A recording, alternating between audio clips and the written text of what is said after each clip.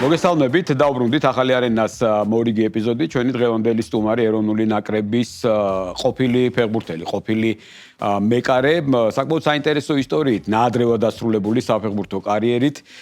ნუკრი რევიშვილი, შენასაკში ნუკრი დიდი მადლობა პირველ რიგში მოგზაურობისთვის. შენასაკში ჯერ კიდევ ბევრი თამაშობს. ეს ნაადრევად დასრულებული კარიერა, შენი დღევანდელი მოღვაწეობა, აი ამ ყველაფერზე ვისაუბრებთ ალბათ ჩვენს დღევანდელ გადაცემაში და პირველი კითხვა ალბათ რაც გულშემატკივარსაც აინტერესებს, რა საქმიანობს დღეს ნუკრი რევიშვილი? პირველ რიგში მადლობა მოწვევისთვის, დავით. შევეცდები ყველაფერზე გულახდილად გიპასუხოთ. ამჟამად საფეხბურთო აგენტი ვარ. ვცდილობ მამუკას ვეხმარები ჯუღელს. მადლობა მას კიდევ ერთხელ ყოველთვის ამას აღნიშნა, რომ ისე როგორც ფეხბურთელობის დროს, აგენტობის დროსაც გვერდში დამიყენა, მაქსიმალურ გამოცდილებას ვიღებ, მაქსიმალურად ვსწავლობ. რომ მართლაც ერთ-ერთი გამორჩეული ადამიანია ფეხბურთში, რომელიცგანაც მართლა შეიძლება ბევრი ისწავლო და მეც ამ პროცესში ვარ, ხა. რო გითხრა რაღაც გრანდიოზული გეგმები, მიზნები, ესეთი არ მაქვს, მაგრამ ნელა-ნელა მივყვები რა. ვცდილობ ვიყო ნახო ახალგაზრდა ფეხბურთელები, რომელთაც დავეხმარები, მოვეხმარები რაღაც თავის კარიერის საწყობაში და აი ამ პროცესებში ვარ რა.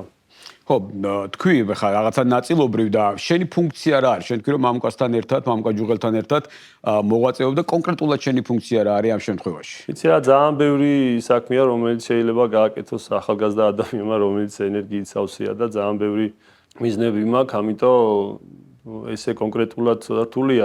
არის რამოდენიმე ხა მამუკას უკვე არ არის ხო ახალგაზრდა ბიჭი, რომელსაც ივლისს და ყველაფერ საქმეს გააკეთებს, თუ რამე არის ისეთი საქმეები, რომელსაც შეიძლება გავაკეთო იგივე რამოდენიმე დღეში მიწევს, შეიძლება 2-3 თამაშს უყურო, მიუხედავად ამ საშინელი საცობებისა.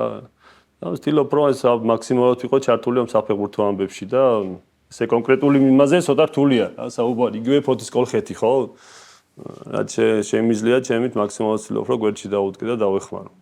ხა მამუკა ჯუღელზე რადგან ვსაუბრობთ, ყველაზე ისეთი მთავარი ტრანსფერი, ასე ვთქვათ, მამუკას მიერ გაკეთებული უკვე წლებია, არის ხვიჩა კვარაცხელიას ტრანსფერი და სულ ცოტა ხნის წინ იყო, ხო, ეს პარიზში გადასვლა და რამდენად იცის დეტალები და როგორ აი რაღაც უცებ მოხდა მაინც ყველაფერი? კი, საუბარი ბევრი იყო, საუბარი იყო უამრავ გუნდზე, იქ ლივერპულიდან დაწყებული, ყველა გუნდს უკავშირებდნენ ხვიჩას და რატომ პარის სენ-ჟერმენი თუ იცი აი ეს ყველაფერი დეტალები? აი ძა დეტალებზე საუბარს მე ყოველთვის ვერიდები, მიუხედავად იმისა, რომ შეიძლება რაღაცები ვიცოდი, არის ის რაც მამუკამ უნდა ისაუბროს. მაგრამ აი ესე უცებ ნამდვილად არაფერი არ მომხდარა. დიდი ხანია პარიზი დაინტერესებული იყო, პარის სენ-ჟერმენი დაინტერესებული იყო ხვიჩათი. და აი იპოვა ის მომენტი და ის შანსი, რომ წაიყვანათ, ალბათ უფრო მეტად გაძლიერდებიან ჩემპიონთა ლიგაზე და ის მიზანი რაც აქვთ. და ის ოცნება იმედია რომ წელს აიხდენენ და ხვიჩა ამაში დიდ როლს ითამაშებს. ხო, ეს ყველა სურვილი არის, რა თქმა უნდა, ჩვენი ყველა სურვილი არის და თუ ადრე რაღაცა ნაპოლი იყო გუნდი, რომელსაც ყველა გულშემატკივრობდა, ყველა ქართველი კომაგი დღეს სხვაგან გადავიდა, ის არის და პარის სენ-ჟერმენი და თან ამბიციაც მეტი აქვს, ხა ჩემპიონთა ლიგა, რომლის მოგებაზეც ყველა ხო, ხა ყოველ წელს ჩემპიონთა ლიგაზე მოუწევს თამაში, ყოველ წელს ექნება იმის შანსი, რომ ხვიჩა უფრო განვითარდეს, უფრო მეტი რაღაცა გეგმები დასახოს, პარის სენ-ჟერმენი ჩემპიონი ხდება, ლიგაზე მაქსიმალურად რა ვიცი, ყველა სურვილი შეუძლია აისრულოს, იგივე ჩემპიონთა ლიგა მოიგოს, იგივე ჩემპიონთა ლიგის ბომბარდირი გახდეს, ხო, რაც ყველაზე მაღალი წერვალია ფეხბურთელისთვის, ამიტომ ჩემი აზრით რომ რავი ეს უდიდესი შანსია ხვიჩასთვის და უდიდესი გამოწვევაა, ამიტომ მაქსიმუმი უნდა ქნას რომ დაამტკიცოს და ქართველი ხალხი კიდევ ერთხელ გაახაროს. ისე რაც გააკეთა იტალიაში, იგივე გააკეთოს თქვა საფრანგეთში, რატომაც არა, ხო? ეგ დიდი გამოწვევაა და ამიტომ ჯერა რომ მაქსიმუმს გააკეთებს ხვიჩა ამ გამოწვევებისთვის. ხო, კიდე ერთი აი საქართველოში ორი თემა არის, რაც ყველამ იცის, ეს არის პოლიტიკა და ფეხბურთი და მოდი ფეხბურთს შევეხოთ ჩვენ და ბევრმა აი შეიძლება არასწორ ნაბიჯად, ცოტა ხმამაღალი ნათქვამი ხა. არასწორი ნაბიჯი მე ვერ ხვდები, რატო შეიძლება იყოს არასწორი ნაბიჯი ევროპის ერთ-ერთ საუკეთესო კლუბში გადასვლა, მაგრამ ბევრმა შეაფასა, აი შე როგორც ყოფილი ფეხბურთელი, დღეს საფეხბურთო აგენტი, რამდენად აფასებს? სწორი იყო ხვიჩას ნაბიჯი თუ არა? იცი რა, მეც ეხა რაღაც მახსოვს გადაცემაში ვთქვი, მეც მინდოდა რომ ხვიჩას რაღაცა ინგლისისთვის მემეტებოდა, ხო, მინდოდა რომ იმიტომ ინგლისი უმაღლესი დონეა, ეხა საკლუბო ჩემპიონატებში, ხო? ჩემის აზრით, რა ვიცი, ხო, შეიძლება რა ინგლისი ჩემის აზრით საუკეთესოა და მინდოდა რომ რაღაც ინგლისში მეხილა. მე როგორც რიგით გულშემატკივარს. მაგრამ ნუ ეხა არის იქ მილიონი დეტალია, რამაც უნდა განსაზღვროს ეგ რაც არავინმა არ იცის იგივე ხვიჩას და მამუკას გარდა, ხო? იქ რა იყო გადამწყვეტი ფაქტორი, როგორი წინააღმდეგობით მიმართა იგივე PSG-მ, თქვათ, იგივე არ ვიტყვი სხვა კლუბს, იმიტომ რომ რაღაც ისე გავამივა, ხო? ნუ თქვათ, ხო, რა თქმა უნდა იქნებოდა ეხა ხვიჩა ვის არ უნდა, ხო? ერთი კლუბი ვითხრას რომ აი ხვიჩასნაირი ფეხბურთელს არ დაიმატებდა, ხო? ნუ იქ არის განსაზღვრელი რაღაცა ფინანსური მხარეები 1000 რაღაცა, ხო? ამიტომ ალბათ აიჩიეს საუკეთესო ვარიანტი, ალბათ კი არა ეგრე იყო, რომ დღეს PSG-ს ყველაზე მეტად ალბათ უნდა და ყველაზე მეტად მოინდომა. ყველაფერი გააკეთა იმისთვის, რომ ხვიჩა თავის კლუბში ყოფილიყო და ეგრეც მოხდა. ხო, ჩემი გადასახედიდან კიდე ერთი მომენტი არის ზამთრის ტრანსფერები ყოველთვის მაინც შემცირებულია და დიდ თანხას ზამთრის ტრანსფერებში არ იხდენენ. ეთქობა, სურვილი იმდენად დიდი იყო თვითონ პარიზელების დამატების, რომ ეს არ არის პატარა თანხა, ყველაზე ძვირადღირებული გახდა ფაქტიურად. კარგად ვიცით ეხლა რომ PSG-ს როგორ უნდა ჩემპიონთა ლიგის მოგება და დიდი ფუფუნებაა, რომ ეგეთი თამაშების წინ დაიმატო ხვიჩა კვარაცხელია, სადაც უკვე გადამწყვეტი იქნება ყველა თამაში და ალბათ ეგეც იყო ერთ-ერთი მთავარი ფაქტორი, რომ ზამთარში მოხდა ეგ ამბავი. სწორად აღნიშნე ევროპაში ძალიან იშვიათად რომ ზამთარში დიდი ტრანსფერები მოხდა. ხო, მთავარია ხვიჩა კარგად არის, კარგად იქნება და კიდევ უფრო დიდ წარმატებას მიაღწევს. ჩვენ ყველას ეს გვინდა რომ ხვიჩა კარგ ხასიათზე იყოს, რომ ნაკრებში ჩამოვიდეს კიდევ უფრო კარგი განწყობით. სხვა ფეხბურთელები კიდე არის, ხა მამუკასთან ბევრი ფეხბურთელი თანამშრომლობს და რადგანაც ახლა შევეხეთ ამ თემას, აი სხვა ფეხბურთელებზე თუ არის რამე კონკრეტული ან რაღაცა მიზანი და რას უნდა ველოდოთ უახლოესი თუ არის ისეთი ხმაურიანი ტრანსფერი. მამუკას ახლა ისეთი ფეხბურთელები ყავს მან და არ არის ხო საუბარი ახლა ჩვენ უცებ საქართველოსდან სადმე წაყვანს რაც უცებ ხდება. აქ საუბარია აზაროვზე, დავითაშვილზე, იგივე კვერნაძეზე, სადაც ევროპაში მოლაპარაკებები მიდის უკვე დიდ კლუბებთან.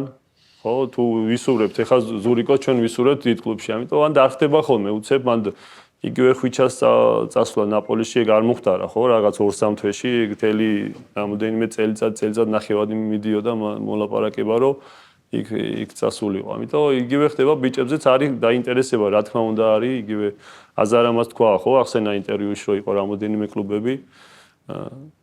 არ შეიძლება გაიჭედა მოდი ესე ვთქვათ შახტარში და ალბათ უფრო მეტი გვინდა ჩვენს გულშემატკივრად. ხო, ვერ ვიტყვით რომ რაღაც გაიჭედა შახტარი ჩემპიონთა ლიგას თამაშობს და მან ხო, ძალიან კარგად ითამაშა ბოლო თამაშები და აქაც შეიძლება მოხდეს ისე რომ ზაფხულში რაღაც კლუბზე დაინტერესება წამოვიდეს და ამით გადაწყვეს რომ წავიდეს რა. იგივე ზურიკოზეც, იგივე კვერნაძეზეც, ხო, ძალიან კარგად ეხა 2 გოლი გაიტანა ათამაშდა. ამიტომ ეგ საქმეები ძირითადად მაინც ახლა ზამთარში აწყდება, ამიტომ უნდა ველოდოთ ზაფხულის სატრანსფერო ცხელ სეზონს.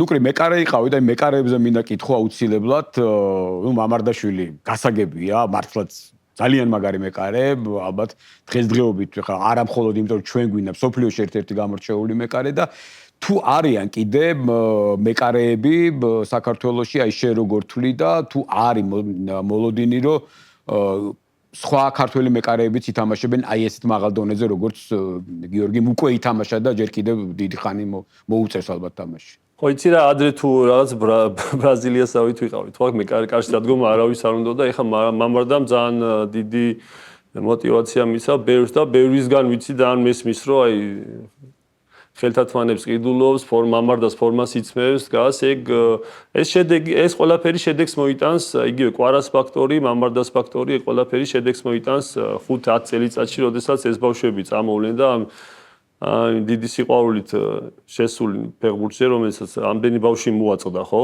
საფეხბურთო აკადემიებში ადგილი არის, ეგ ყველაფერი შედეგს გამოიღებს, მე ვფიქრობ, რამოდენიმე წელიწადში. ვერ ვიტყვი რომ რაღაც უახლოეს ხანში მე ვხედავ ისეთ დიდ ტალანტს მეკარეებში, რომ ითამაშონ, თქვათ, იგივე ლივერპულის დონე, ხო, რაც მამარდა ეხა მიაღწია. მაგრამ იცი რა, არც მამადა არ ჩანდა ესე რომ გვეთქვა, ხო, კი, ტალანტია, მაგრამ ესე არ ჩანს ხოლმე მეკარეები, უფრო რაღაც მერე და მერე ასაკში უფრო გამოცდილებას იღებენ, რაღაც, მაგრამ მამარდას ეხა ყველაფერი აქვს იმისთვის და ყველაფერი აღმოაჩნდა რომ ესეთ დონეზე ეთამაშა. ამიტომ ვერ ვიყვით ესე რომ, მაგრამ საქართველოში ყოველთვის იყო მეკარეების სკოლა, ეგ ჩვენ გვაქვს რაღაც სისხლში გვაქვს რომ ყოველთვის საქართველოში წამოვიდეს მეკარე, რომელიც საქართველოს ნაკრების კარებს დაიცავს რა. ლუკა გუგეშაშვილი საბერძნეთში გამორჩეული ხა პირველი წრის სიმბოლურ გუნდში მოხდა ეს უკვე აღიარებაა. ხა იქ პანათინაიკოსი, ოლიმპიაკოსი, აეკი, პაოკი დიდი გუნდები არიან და პატარა გუნდიდან, ოდესაც მეკარე ხდება, ეს პატარა საქმე არ არის და აი რამდენად ფიქრობ, ხა შენ გაქვს შეხება მაინც ხო ბუნებრივია მეკარეებთან უყურებს სხვა თვალით ადევნებ ამ ყველაფერს თვალს და აი რამდენად ითამაშებს ლუკა? ლუკას ყველაზე მაგარი ხასიათი აქვს რა. მეკარის რაც უნდა ქონდეს, მეკარის ხასიათი ხა არ ვიცი რამდენად იცი ხო? ცოტა გიჟია. ნუ ეს რაღაცა გამოთქმა ხო? ხო, ცოტა გიჟია, ცოტა მშვიდია, აი ზაც აუცილებელია რა, კარებში უნდა ქონდეს რა. მე ხა რა თქმა უნდა, მამარდა, მაგრამ მამარდა უფრო მშვიდია. ხო, მშვიდია. ეგეც აუცილებელია რა, მაგრამ კარებში აი ძალიან სხვა ხასიათი უნდა, ცივსისხლიანი უნდა იყოს, ცივი გონებით, იქ სადღაც ემოციური, იმიტომ რომ ეგეც აუცილებელია და აი ყველაფერი აქვს ლუკას რა.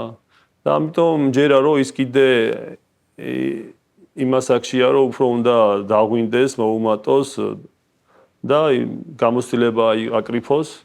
რატომაც არა, ყველაფერი აქვს რომ ითამაშოს რა. ხო, აი ხა საინტერესო თემა შევეხეთ, მეკარეებზე ყოველთვის არის ხოლმე, ნუ ცოტა გიჟიც უნდა იყო, რომ კარებში ჩადგე, იქ სიმშვიდე საჭიროა, იქ ემოცია ეხლა ლუკაზე რო ვიძახი, მე თვითონ მაქვს ნანახი, წყობიდან გამოსული ლუკას ნანახი მაქვს თამაშებზე, პირიქით უფრო მშვიდად თავდაჯერებული თამაში და აი შენთვის აი ამ ყველაფერთან ერთად აღებული იდეალური მეკარე ვინ იყო? ვინ იყო ან ვინ არის?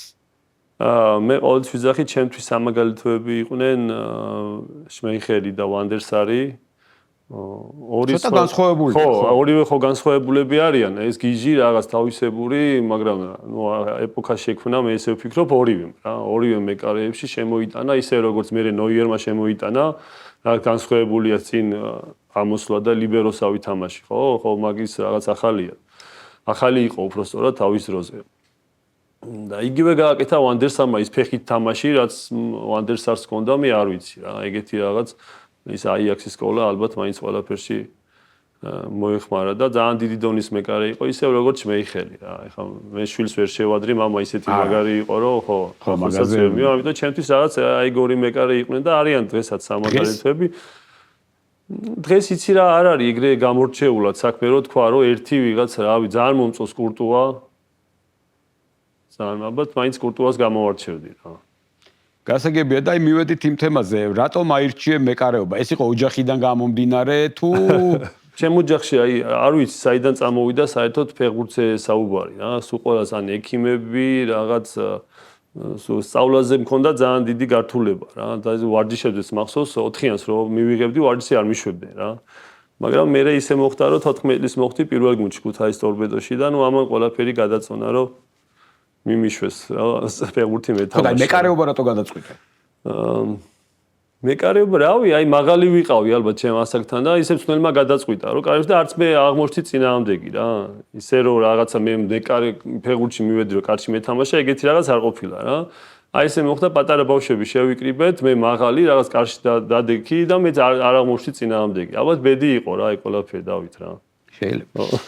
ძალიან პატარა ასაკში მოგიწია დებიუტი ქუთაის ტორპედოში. ახლა მაშინ მოდი პირდაპირ თქვა თუ აღიაროთ რომ ეროვნული ჩემპიონატის დონეც შედარებით უფრო მაღალი იყო ვიდრე დღეს. ეს ფაქტია, ანუ ამას ვერავინ ვერ უარყოფს და 17 წლის ასაკში ევროტურნირებზეც კი ითამაშე. რამდენად რთული იყო ეს შენთვის აი კარიერის დასაწყისში პირველი ნაბიჯები? იცი რა, ყველაფერი ძალიან ისე დაემთხვა, ქუთაის ტორპედოში უცებ რაღაც ფინანსური პრობლემები აღმოჩნდა, მაშინ ვიყავით 16 წლის, გააკეთეს საკმაოდ ახალგაზრდული გუნდი, რამოდენიმე ესეთი 2-3 გამოცდილი ფეხბურთელი, მაგრამ ძირითადად აქცენტი გააკეთეს ახალგაზრდა ფეხბურთელებზე. მოხდა ისე, რომ 16 წლის აღმოჩნდი ქუთაის ტორპედოს კარში, უმაღლეს ლიგაში, გუნდის კაპიტანი, რაღაც ან ისეთი თავდაჯერებულობა მომცეს, რაც მეკარისთვის აუცილებელია რა. მიუხედავად რაღაც შეცდომისა, ვიცოდი რომ კარში დავდგებოდი, ვითამაშოდი, ანუ მაქსიმალურად მომცეს აი ეს შანსი და მეც ალბათ ღმერთით გამოვიყენე რა ეგ შანსი.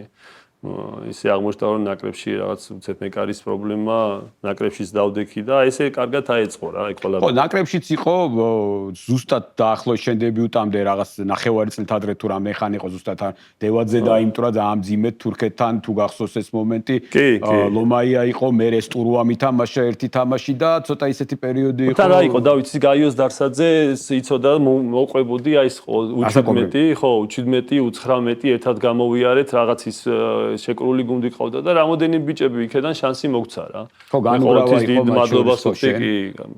გაიოს დიდ მადლობას ვუხდი რომ ეგ შანსი მომცა, იმიტომ არ არის ადვილი ეხლა 18 წლის ბიჭი კარში დააყენო. მით უმეტეს რომ მაშინ არის საქართველოს ჩემპიონატი და ის ორი UEFA-ს თამაში რომელიც ახსენია ის თამაში ვითამაშე და ეგეთი შანსი მომცა რა. ძალიან რთულია ეხლა ახალგაზრდა ბიჭი მე რო დღევანდელი გადმოსახედიდან ვიყურები რომ ესე დადგეს და 18 წლის კარში დააყენო ხო? მერე კი წავედი რუსეთში უკვე რაღაც გამოცდილება აუკრიფე, თამაშები ვითამაშე, რაღაც დებიუტი წარმატებული გამოდგა, გოლი არ გაუშვა. ხო, დებიუტი წარმატებული გამოდგა, მახსოვს 0-0 იყო რა. კი, ყაზახეთთან რაღაც 75 წუთია თუ რაღაც, ვარ ისე არ მინდოდა გოლის გაშვება, რომ მოსაგებ თამაშებს არ ვჩქარობდი, იქედან ძნელი რაღაცებს განახო და მახსოვს ძალიან არ მინდოდა გოლი გამეშვა. ეს დებიუტი ნაკრებში შემდეგ იყო უკვე და ძალიან ადრეულ ასაკში წახვედი უცხოეთში. კერძოდ რუსეთში და მე მახსოვს ის პერიოდი, ზუსტად მახსოვს, ხომ არ იჩქარა, რადგანაც შე რომ მიდიოდი რუბინში, მაშინ იქ იყო ლატვიის ნაკრების მეკარე, საკმაოდ გამოცდილი მეკარე და შემდეგ უკვე ერთ წელიწადში მოვიდა რუსეთის ნაკრების კანდიდატი იყო, ეხლა რუსეთის ნაკრების მეკარე ριჟიკოვი ცოტა ხმამაღალი ნათქვამი იქნებოდა, იმ პერიოდში აგიფეევი თამაშობდა ყველგან, რამდენი წელი თამაშა. ძალიან მაგარი ბიჭებიც ყავდა კიდე. და კონკურენციაში კი არ შეხვედი რაღაცა, რა ვიცი, ძალიან ღრმად შეხვედი, იმიტომ რომ სერიოზული თან გამოცდილი შეზე გაცილებით ასაკოვანი და გამოცდილი მეკარეები იყო და გადადგიეს ნაბიჯი მაინც, აი მაშინდელი გადასახედიდან სწორად მოიქეცი თუ რატო გადადგიეს ნაბიჯი? იცი რა, მაშინ ცოტა სხვა სისტემა იყო, სხვანაირად ხდება, რუსეთში წასვლა არ იყო ადვილი, ესე რომ ეხა ხო სხვანაირად შეიცვალა, ხო ეხა თუ აქ ვიჭი ითამაშებს ფეხბურთს, ძალიან ადვილად შეუძლია რომ ევროპაში თქვა ისეც მინიმუმ საშუალო გუნდში მოხდეს. რომ მე უფრო ადვილად წარიმართოს, მაგრამ მაშინ ცოტა სხვანაირად იყო და მე ვფიქრობ რომ სწორი არჩევანი გავაკეთე, იმიტომ რომ რუსეთის ჩემპიონატიდან იგივე მაშინ ვიდიჩი, ივანოვიჩი ინგლისში მიდიოდნენ, ხო? ბიჭები, რამოდენიმე ხარ რაც გამახსენდა 2-3, რომელიც მანჩესტერში, ჩელსიში და ერთი ნაბიჯი იყო აი დიდ ოცნებამდე, რასაც რაც ყველას ჰქონდა და რობერტო კარლოსიც ხო, რატომაც არა, მაშინ ძალიან სხვა დონე იყო, სხვა ჩემპიონატი იყო და მე ვფიქრობ, რომ იცი რა, არ ვიყავ ისე რომ რაღაც იმის გამო რომ 18 წლის ვიყავ, იქან დავიჩაგრე, ან არ მათამაშეს, ძალიან ბევრი შანსი მომცეს, თუ რამე ვერ გამოვიყენე, მხოლოდ და მხოლოდ ჩემი ბრალი იყო, ვერ ვიტყვი რომ იქ ვიღაცამ ან დავიჩაგრე, ან რაღაც შანსი არ მომცეს, ძალიან ბევრი შანსები მომცეს. რაღაც გამოვიყენე, რაღაც ვერ გამოვიყენე, ნუ ეგ მეორე საკითხია, მაგრამ მე ვფიქრობ, რომ სწორი ის იყო, გადადგმული ნაბიჯი იყო. მაშინ კაზანის რუბინში წასვლა. აი შენი თაობის ფეხბურთელებისგან ბევრისგან გამიგია, რომ შანსი ვერ გამოვიყენეს, შანსი მომცეს. რა იყო მაშინ მიზეზი, იმიტომ ბევრს უთქვას, რომ დღევანდელი თაობა ამით განსხვავდება ჩვენგან, რომ ესენი უფრო მეტად პროფესიონალები არიან, შეიძლება ბევრს ეწყინოს, ახლა ზოგს არ უყვარს ამ თემაზე ლაპარაკი, მაგრამ მაინც უნდა კითხო, თვლიან ბევრი თვლის, რომ დღეს უფრო პროფესიონალები არიან, უფრო სხვა მიდგომა აქვს, სხვანაირად ელემენტარულად სხვანაირად უვლიან თავს, ვიდრე თქვენი თაობის, არა და ეს არ იყო რაღაც რამდენიმე 10 წლის წინ ხო არ ვლაპარაკობ თქვენი თავის ფეხბურთელებს ზოგი თამაშობს ჯერ კი იცი რა დავით ეგ პირი საწყენი საერთოდ არ არის ეგ უნდა ჩვენ მაგალითზე ამ ბავშვებს ესე უწოდებ ხო ჩვენთან პატარები არიან უნდა აიღონ მაგალითი რომ თქვა იგივე შეცდომები არ დაუშვან და სულ მე უყვები ჩემ მაგალითებს ფეხბურთელებს ვისთანაც მე შეხება მაქვს და თუ საქმიანი თუ არასაქმიანი ყველას ვეუბნები რომ ეს გამოცდილებას უზიარებ და მაინც ალბათ ეხლა ცოტა მაგას ბევრი მოგვიწევს მაგაზე საუბარი რა იყო ამის მიზეზი ხო? არა საინტერესო არა პროფესიონალიზმი ხო? ეხლა 90-იანებს წარმოიდგინე ჩვენ გავიზარდეთ პერიოდში სადაც არ ქონდა შუქი, წყალი, ნუ ახლა მაგას არ დავიწყებ, ხო ყველამ ვიცით ეგ პერიოდი გავიზარდეთ და ალბათ მაინც ამან დიდი გავლენა იქონია ამ ყველაფერზე რომ აი ესე უცებს რთულია რა ეს რაღაცეები მიიღო ძალიან პროფესიონალურად. მე მაგალითად ვიტყვი ერთს, რომ საერთოდ არ ვიცოდი რა იყო სწორი კვება. აი რომ წავედი გუნდში რუსეთში, ხო? აი სწორი კვება, რაღაცეები, მერე რაღაცეები ხდებოდი და სწავლდი, ეგ არ ვიცოდი. ხა ამ ბავშვებმა იციან, როგორ უნდა შოთი თქვა არველაძემ ერთ-ერთ ინტერვიუში და როგორ იციან როგორ უნდა 48 საათი თამაშამდე როგორ უნდა მივიდნენ ხო ჩვენი ეს არც 48 საათი ვიცოდით 72-24 უბრალოდ ვიცოდით რომ უნდა თამაში ქონდა და გავსულიყავით გვეთამაშა რა და ეგ ძალიან დიდი ფაქტორი ყოფილა კიდე ერთი მომენტი არის აღდგენა ეგ ყველაფერი ხო საერთოდ ჩვენი აღდგენა ნუ სხვანაირი აღდგენები ქონდა ხო ეხლა ბიჭებმა სხვანაირად იციან ეგ ყველაფერი და ეგ ძალიან מחარებს რომ ესე პროფესიონალი თაობა მოდის ალბათ იცი რა მესიმ რონალდომ და ამ ყველაფერმა ამ ტელეფონმაც იგივე ხო აი გაჟეტემაც ბევრი ინფორმაციას ღებულობენ ბევრი იციან სწორად როგორ უნდა ჩვენ ალბათ არ ვიცოდით ეგ ყველაფერი ნაკლებად ვიცოდით ან კიდევ ვინც იცოდა არ უჯერებდით და ასე შემდეგ რა ხო არა აი ეს მომენტია იმიტომ ყველა ერთი და იგივეს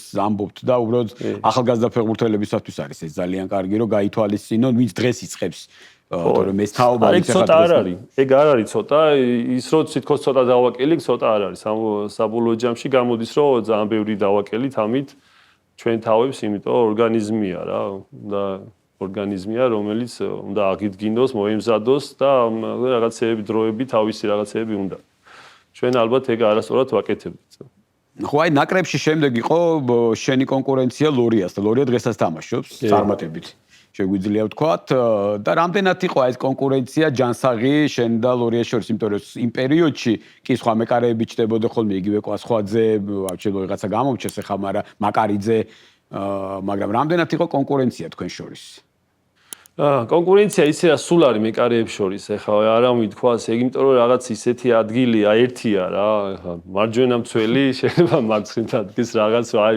კი შეიძლება ორივე მარჯვენა მცველი მაგრამ მაინც კონკურენტი ისე დონეზე არ ახლა როგორც კარებში ერთი ხარ რა მიუხედავად იმისა რომ ჩვენ კონკურენტები ვიყავით რა თქმა უნდა მაინც ისეთი ურთიერთობა გქონდა შეიძლება ახლა ყოველდღიური არ დავდმაკოს მაგრამ ძალიან თბილი და დღესაც ესე თბილ ურთიერთობას ვაგრძელებთ, მაგრამ ნუ ეხლა ეს კონკურენცია ყოველთვის იგზნობა რა, გინდა სნელთან ურთიერთობაში, გინდა ის რაღაც გამოვლინებები არის, თუმცა რაღაცაზე არასოდეს გადამხტარვართ ამ ურთიერთობაზე, თუმცა კარგი ღირსეული კონკურენტი იყო ყოველთვის.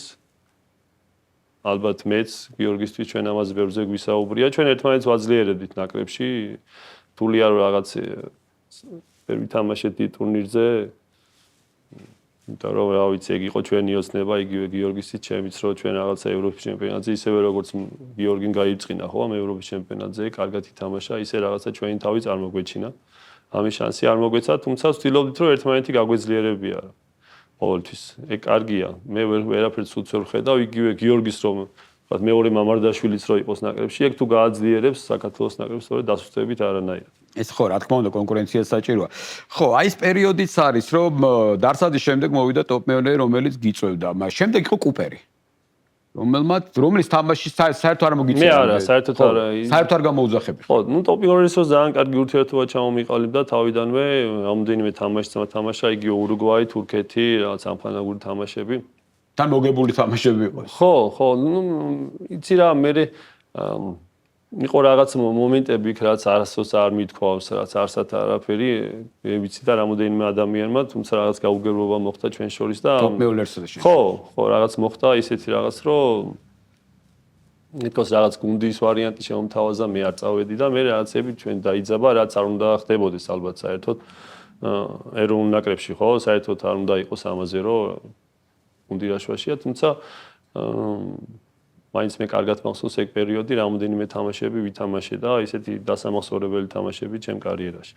და კუპერს რაც შეეხება, საერთოდ რუსეთიდან არ იძახდა ფეხბურთელებს რა, იმიტომ ძალიან ისე ეძახდა რამოდენიმეს და არ რამოდენიმე იძახდა ყველას არა, ყველას არ იძახდა, მოდი ესე ვთქვა. ხო, იმიტომ რომ მაშინ იყო ფეხბურთელები თამაშობდნენ. ხო, იმიტომ რომ მე რო აღმოჩნდა კეცბა რომ მოვიდა, კეცბაიმ დაგაბრუნა. ხო, ყველა და უცებ მოხდა ის სერია რომ 11 თამაში ხო ნახევარი ფეხბურთელები რუსეთიდან თამაშობდნენ. ამას რა მნიშვნელობა მე ვერ ხვდები ამას რა მნიშვნელობა ქონდა თუ ფეხბურთელი იგივე მახაზ ასათიანი, ალეკო ამისულაშვილი, გოგიტა გოგუა, დათო სირაძე, მაშინ დიდი ძალა იყო, შეიძლება გამომჩავე არ მინდა. ლაშა საუბაძე, დათო კვირკველია, ნუ როგორ შეიძლება ეხა მაგენის არ დაძახება მაშინ ნაკრებში იყო ნახევარი ნაკრები იყო ხო მე იგივე ხორვატიის ნაკრებთან ხო შენ იყავი მთავარ მატჩში ხორვატიასთან ალბათ აი კარიერაში კესპაიას პერიოდში იყო ორი გამორჩეული შეხვედრა. ხორვატია, ამხანაგური ოფიციალური კაცრავად და ესპანეთი ამხანაგური. ორივე შენიდექი, მაგრამ ესპანეთი ცოტა მერე დაუბრუნდეთ, ესპანეთი რამდენად კარგად გახსოვს არ ვიცი, მაგრამ ხორვატიასთან თამაში რო გავიხსენოთ, მართლაც საოცარი ატმოსფერო იყო და აი ეს, რა ვიცი, ჩემთვის პირადად ერთ-ერთი არა, ყველაზე დაუვიწყარი თამაში, მართლაც განსაკუთრებული მომენტი თქვენ კარიერაში იმ ბიჭების, როგორც მწვრთნელის კესპაიასი და აი თუ ელოდით, იმიტომ სერია ჰქონდათ, აი შე რო თქვით 11 მატჩიანი, 10 მატჩი იყო ზუსტად ეს ყველაფერი. კი, ძალიან კარგად ხო, 10 და მე-11 იყო მე მგონი ეგ, თუ 9 თუ მე-10 იყო, ხო არ მახსოვს და ისეთი სერიოზული ნაკრები, მე-10 იყო რეიტინგში, ჩამოდის ხორვატია, რა თქმა უნდა, სავსე ტრიბუნები და აი რასე. ეგეთი სერია ჰქონდა, როგორც მახსოვს 10 თამაში ან 9, მოდი ხო, მაგას მნიშვნელობა არ მოდი, ისეთი კარგი სერია ჰქონდათ და ნუ ეხლა რა თქმა უნდა ხორვატიის ნაკრებია ეთამაშები, მაგრამ სახში ვიცით სტადიონი გაივსება, ჩვენთვის ეგეთი თამაშები, მაშინ იშვიათი იყო, ხო, ეს სავსე ტრიბუნები, ეხლა არისო ყველა თამაში ივსება, თორემ მაშინ ჩვენთვის ეგ მარტო ხდებოდა ისეთ თამაშებზე, თუ ვიღაც კარგი ნაკრები ჩამოვიდოდა, ხო. და რა თქმა უნდა ჩვენთვის ძალიან მნიშვნელოვანი თამაში იყო, მახსოვს პატრიარქთან წავედით წინა დღეს და ძალიან ისე გამოვედით ისეთი ემოციებით გამოვედით, რომ აი ვიცოდით, რომ მეორე დღეს რაღაცა კარგი დღე უნდა ყოფილიყო რა.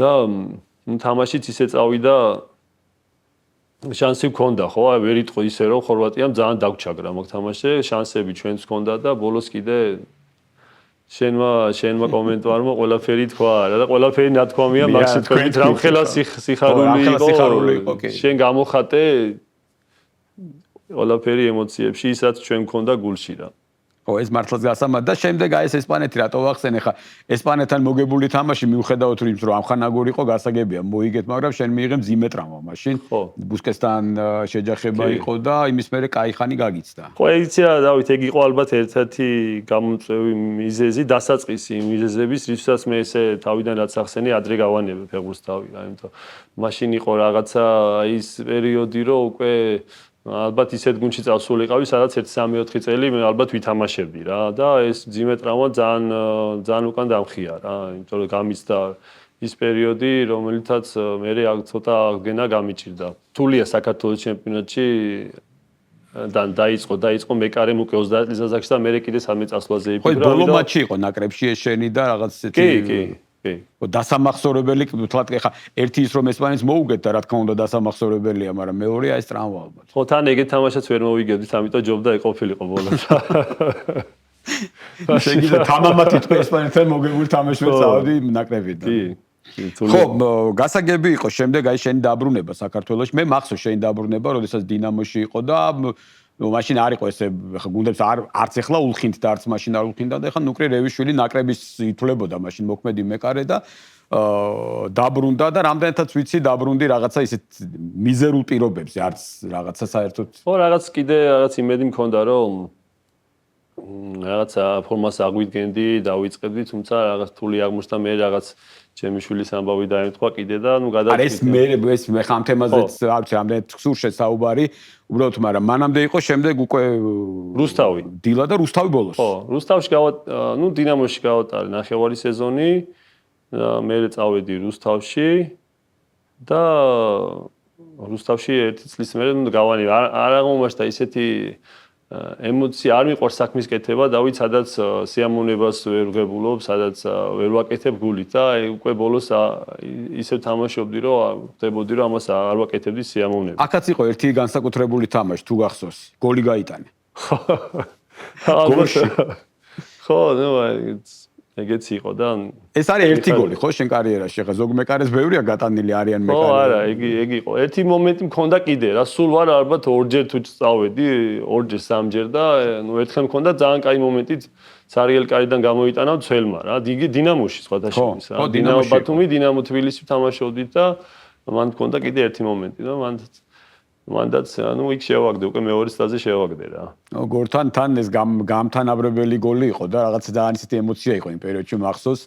მეკარემ გოლი გაიტანა რაღაც მართლაც განსაკუთრებული. ერთօრ შევაგდებდი ალბათ კიდე რომ გამეგზელებინე ერთօრ შევაგდებდი.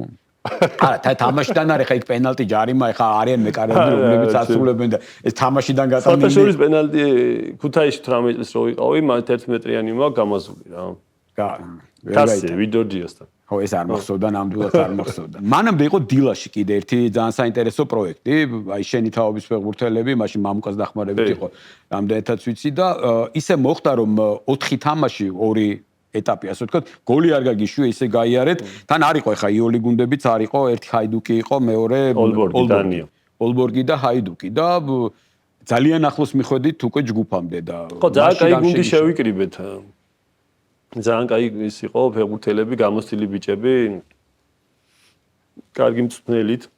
დევდარიანი ხო, გიორგი დევდარიანი, კარგი მწვრთნელით, ისეთი, იცი რა, აი, ეგ თვენახევარით, 2 თვე იყო, მახსოვს, სულ შეკრებაზე ვიყავით რა.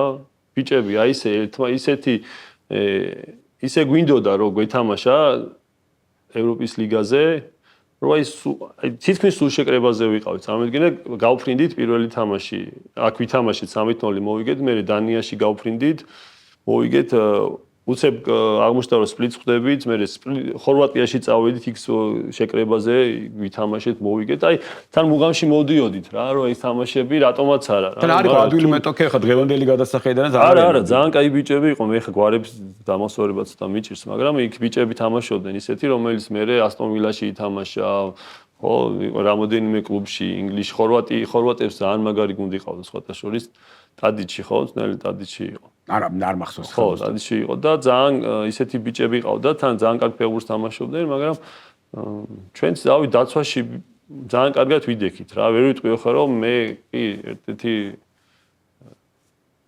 კარგი როლი ვითამაშე თქვა ამ რაღაც გამარჯვებებში, მაგრამ ძალიან ბიჭები ძალიან ისე კომპაქტურად და კარგად თამაშობდნენ, ძალიან კარგი გუნდი შევიკრიბეთ რა. მაგრამ ნუ მე უკვე ავსტრიასთან გაგვიჭირდა რა.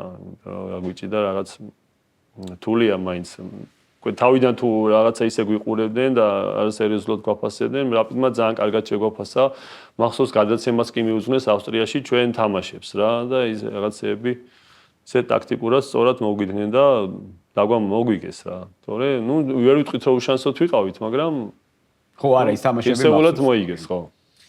ხო, აი ეს იყო რაღაცა ამის შემდეგ იყო ეს რუსთავი, როგორც აღნიშნე და საქმის კეთების ეს შენ თქვი ინტერვიუში, როდესაც დაანებე თავი, რომ აღარ ქსიამოვნებდა ფეხბურთის თამაში და აღარ იღებდი იმ რაღაცა ადრენალინს ფეხბურთისაგან, მაგრამ ამაში დიდი როლი ითამაშა ალბათ იმ ტრაგედიამ, რაზეც შენ ახსენე და ალბათ ესეც ერთ-ერთი გამომწვევი მიზეზი იყო.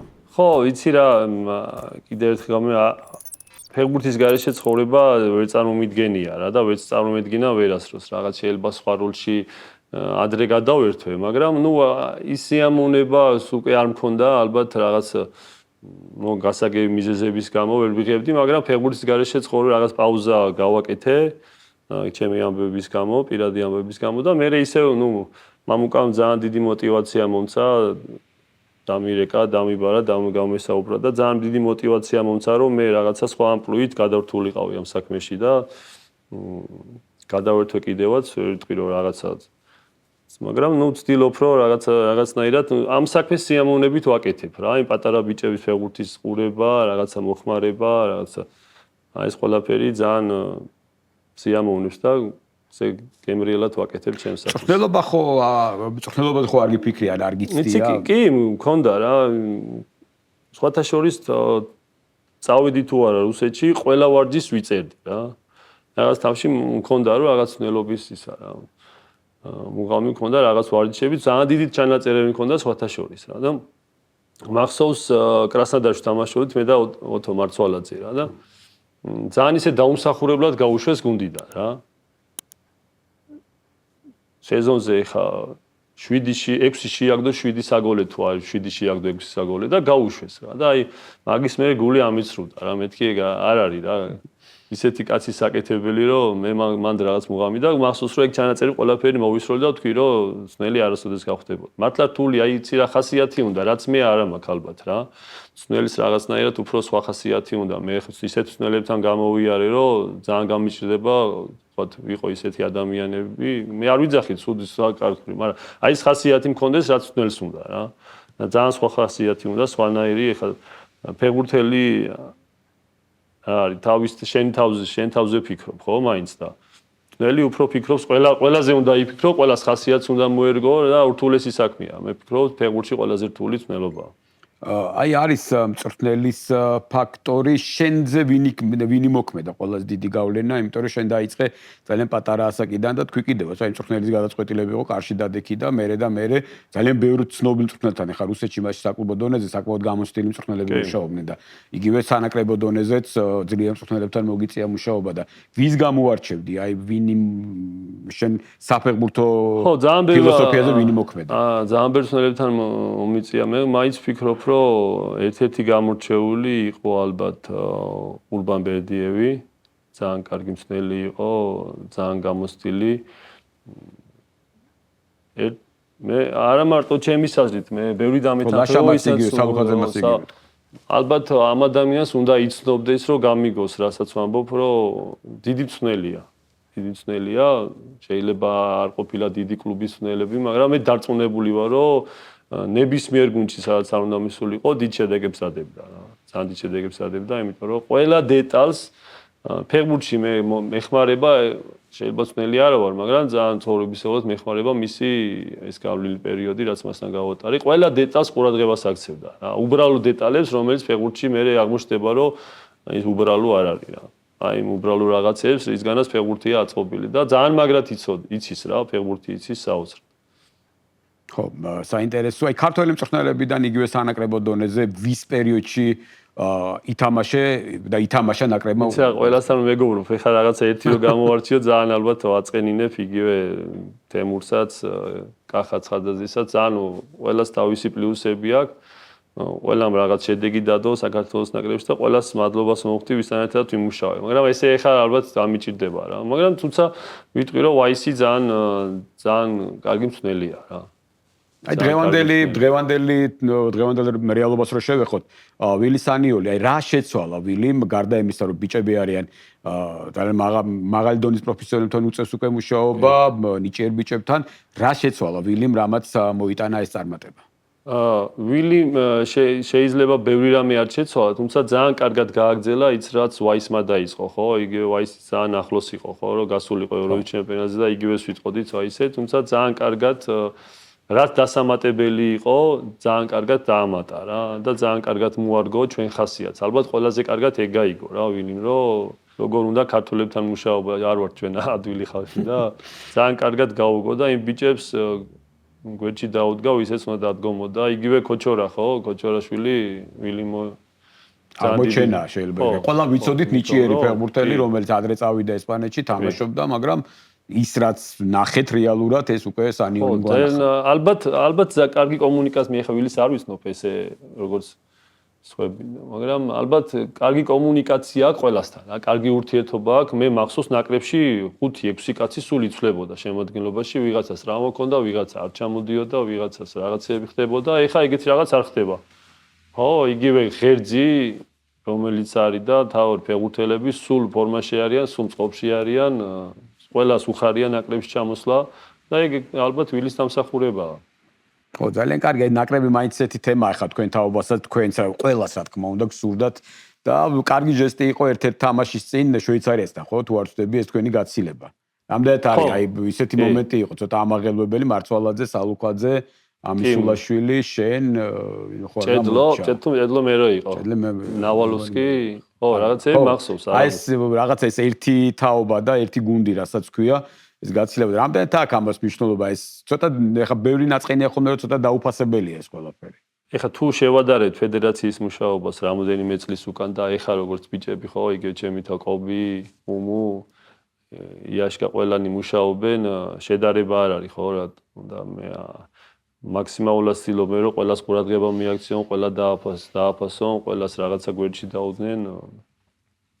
ძალიან დიდი მნიშვნელობა აქვს, რა თქმა უნდა, ელემენტარულია, მაგრამ ძალიან სასიხარულოა, რომ ესე აფასებენ ფეხბურთელებს, ვეტერანებს, იგივე რაღაც აკეთებენ თამაშებს, ხო? ეხლა ესეც სასიამოვნოა თქვენთვის. ხო, რა თქმა უნდა, სასიამოვნოა და იმედია რომ ეგრეც გაგრძელდება.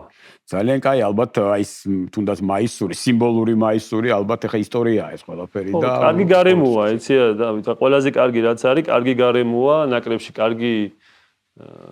კლიმატია შექმნილი როგორც თვითონ ბიჭებს, ისევე ჩვენც ყველა ვცდილობ რომ მაქსიმალურად ყველაფერში მოვეხმაროთ და ეგ იყო და იქნება კიდე წარმატებების. ხო, აი მოახლოვდა უკვე ეს ჯერ პლეი-ოფი სომხეთთან ერთა ლიგის და შემდეგ უკვე შესარჩევი და რეალურად რო ვთქვათ, რამდენად მიაჩნია ნუკრირევიშვილს ამ შემთხვევაში, რამდენად შეძლებს გუნდი გასვლას მსოფლიო ჩემპიონატზე. ის თუ აქამდე რაღაც ჩვენ საუბრობდით რაღაც ოცნებად რომ გავიდეთ და აპაიქნებ რაღაც სუსტი გუნდი შეხვდეს, ხო? ეგ დღევანდელი რეალობა სრულიად სხვანაირია რა. ამ ბიჭებისგან ჩვენ უკვე ველოდებით წარმატებას, მიეჩვენენ წარმატებას, რაც ყველაზე კარგია.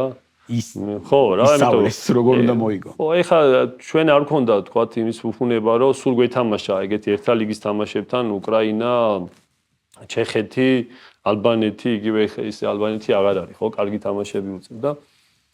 მიეჩვენენ ეს ბიჭები ამათთან თამაშს. და თავარია ფსიქოლოგია ჩამოუყალიბდათ, რომ მათ შეუძლიათ მათი დამარცხება და გავიდნენ იგივე მსოფლიო ჩემპიონატზე. სომხეთზე არ საუბრობ, ეხლა საერთოდ მანდ რა თქმა უნდა რომ ხო, უნდა ვაჯობოთ, იმიტომ რომ უფრო ძლიერები ვართ და უნდა მოვიგოთ ეგ თამაში, მაგაზე ნუ ორი აზრიც არ არსებობს.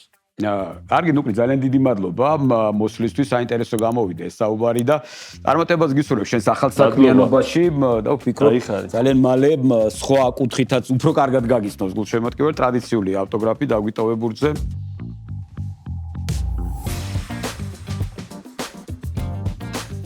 და ტრადიციული ფოტო, რომელიც უნდა გადავიღოთ.